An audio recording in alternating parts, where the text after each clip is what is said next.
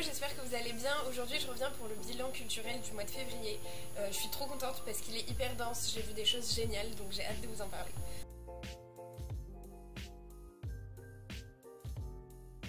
On commence avec la BD, j'ai lu cette BD absolument sublime qui s'appelle Covan et Colling de Zero Calcar, qui est un artiste italien qui est allé faire un voyage itinérant pour comprendre la guerre du Moyen-Orient, notamment la guerre contre Daesh. C'était un peu un voyage itinérant journalistique dans la mesure où il a noté tout ce qu'il a vu, tout ce qu'il a entendu et il a essayé de représenter tout son voyage avec toutes les personnes qu'il a rencontrées.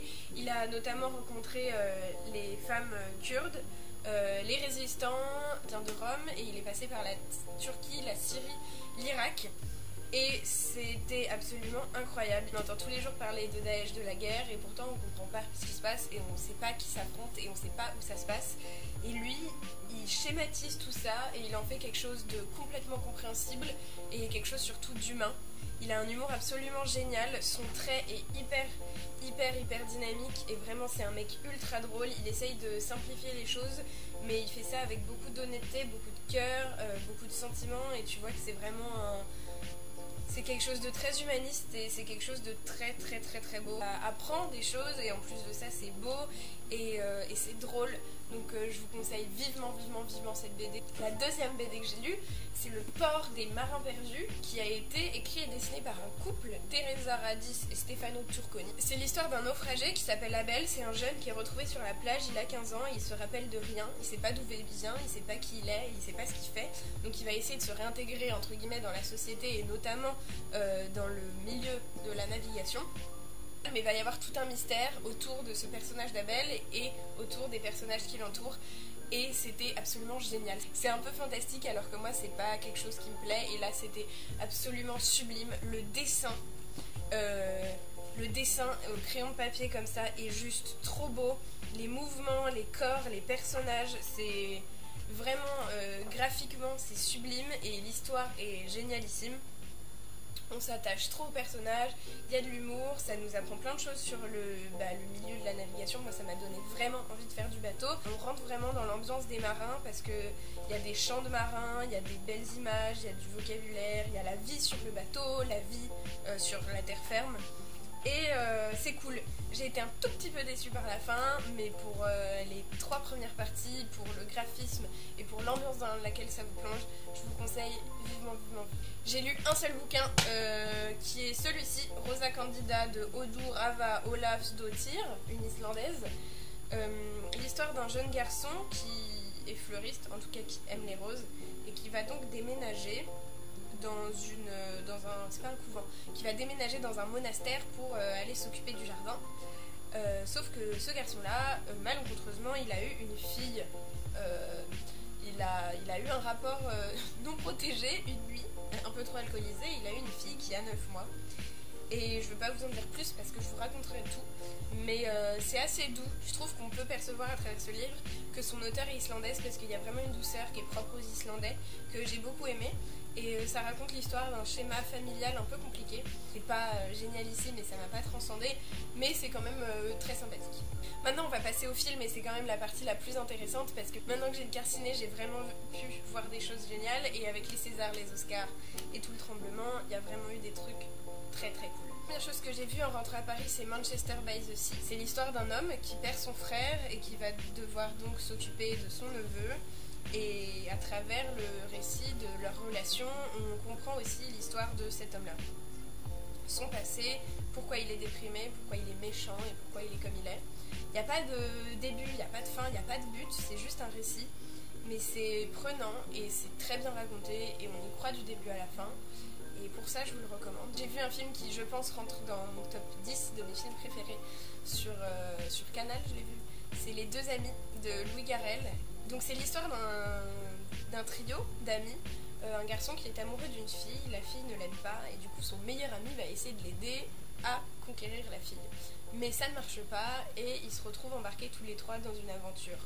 Ils se retrouvent embarqués dans une relation tous les trois et c'est juste absolument sublime. Ça traite de l'amour, ça traite de l'amitié, ça traite de la psychologie des gens et des relations humaines et c'est juste absolument trop beau. La bande son est génialissime, les acteurs sont d'une beauté rare et d'une sincérité et d'une proximité, je sais pas, c'est vraiment quelque chose qui m'a beaucoup plu dans le traitement de la relation et dans la douceur et dans la simplicité de ce film qui se joue quand même qu'avec 3 acteurs, mais c'était super et je vous le recommande mille fois. Dans le même genre, un film que j'ai beaucoup aimé aussi sur les relations humaines et sur l'amour familial, c'est Saint-Amour. C'est à peu près le même schéma dans le sens où c'est un trio de 3 hommes avec Benoît Poelvoorde, Gérard Depardieu et le jeune dont je me rappelle plus le nom mais qui est génial aussi. Et donc c'est ces 3 hommes qui vont se rencontrer et qui vont faire un road trip dans la France pour aller goûter les vins. C'est absolument burlesque, ça n'a pas de queue, pas de tête, mais c'est beau, c'est simple et c'est beau. Et dans leur road trip ils vont rencontrer des gens mais ça n'a pas de sens et c'est juste plein d'humour et c'est hyper intelligent et c'est hyper beau. Je vous conseille la critique de In the Panda, un truc comme ça là-dessus, parce que je l'ai trouvé, je partage complètement son avis sur ce film et vraiment c'était top, donc très bizarre mais je vous le recommande quand même. J'ai vu Bang Gang sur Canal aussi, qui est l'histoire de... C'est des jeunes qui se retrouvent dans une maison après leur cours plus ou moins et qui vont commencer à avoir des jeux un peu malsains, des jeux un peu sexuels où ils vont tous se dessaper, ils vont tous coucher ensemble et ils vont vraiment s'en foutre de tout, à prendre des cachets, à fumer des bédos, voilà. Et bizarrement, j'ai adoré ce truc-là. C'était traité avec un espèce de filtre, visuellement, graphiquement et dans l'ambiance, entre la musique, pareil, une bande-son génialissime avec Clément Bazin, mais trop cool, et avec toute l'ambiance Biarritz, les pins, le skateboard, comment les filles sont habillées, et même l'allure des filles et l'allure des garçons. J'ai trouvé ça beau, j'ai trouvé la fin hyper émouvante et touchante, et j'ai trouvé que c'était un film qui était réussi parce qu'il avait une... comment dire, c'est un film réussi parce qu'il a une couleur qui lui est propre, je trouve, et c'est ça qui m'a plu. J'ai vu Moonlight au cinéma, qui m'a malheureusement déçue. J'ai beaucoup aimé tout l'aspect esthétique, le traitement des couleurs, des images, c'est absolument sublime, à couper le souffle, vraiment. Pour tout l'aspect visuel, c'est sublimissime. Enfin, l'affiche déjà était trop belle et c'est juste pour ça que je suis allée voir le film. Et vraiment, j'ai pas été déçue sur cet aspect-là en salle. Par contre, pour ce qui est du propos, en fait, c'est l'histoire d'un jeune garçon black qui se découvre homosexuel, et donc c'est l'histoire de sa vie sur 3 périodes: l'enfance autour de ses 5 ans, l'adolescence autour de ses 16 ans et l'âge adulte autour de ses 30 ans. Mais j'ai trouvé que peut-être c'était un peu trop dans le sujet et pas assez dans le traitement. Et j'ai toujours été dans cette espèce de flou où pour moi c'était pas assez tranché en fait, jamais. C'était toujours sur un fil et ça essayait d'être pas dans le cliché tout en étant dans le cliché sans trop être dans le cliché. Pour moi il n'y avait pas un parti pris assez fort et c'est peut-être ça qui m'a manqué, et j'ai trouvé ça beau mais j'ai pas trouvé ça assez puissant. J'ai quand même senti des trucs très bien et l'histoire est très bien menée dans le sens où il y a dès les premières scènes, notamment une scène dans un jardin, on comprend que ça va être ça le film, que ça va être sa lutte contre, avec, pour son homosexualité, et que le deal ça va être ça, vraiment sa sexualité dans le milieu dans lequel il évolue. Mais il y avait des choses qui étaient hyper manquantes pour moi. Vraiment pour l'aspect visuel, pour la psychologie des personnages et pour plein de choses, je vous le recommande, mais moi il m'a manqué un tout petit truc et j'arrive pas encore à savoir ce que c'est, mais il m'a manqué quelque chose, ce qui fait que c'est pas non plus une révélation de l'année. Et le dernier film dont je vais vous parler, et qui est la raison pour laquelle, encore une fois, je cours sur la caméra et je veux faire ce bilan culturel, c'est Lion. C'est un petit garçon en Inde, dans l'Inde très pauvre, qui se perd et qui se fait adopter, et qui va grandir en Australie, et qui va, à l'âge de 24 ans, être vraiment dans le questionnement par rapport à son adoption et par rapport à ses origines, et qui va essayer de retrouver sa famille. Et autant là le speech tu te dis ouais c'est niaiseux, c'est pas ouf, autant le film est juste à couper le souffle, ça te tue, ça te choque, ça te bouffe, ça te prend et ça te lâche pas pendant plusieurs jours. Je suis sortie de là, j'ai eu vraiment du mal à retourner, genre j'ai eu du mal à quitter la salle, à marcher dans la rue et à rentrer chez moi, parce que ça m'a juste prise vraiment hyper fort et ça m'a transcendée, je sais pas si on peut dire ça. Déjà le gamin qui joue le personnage principal est juste... c'est d'une beauté, mais c'est sans nom, les acteurs jouent mais à la perfection. Et alors le propos est juste trop beau et c'est trop bien réalisé.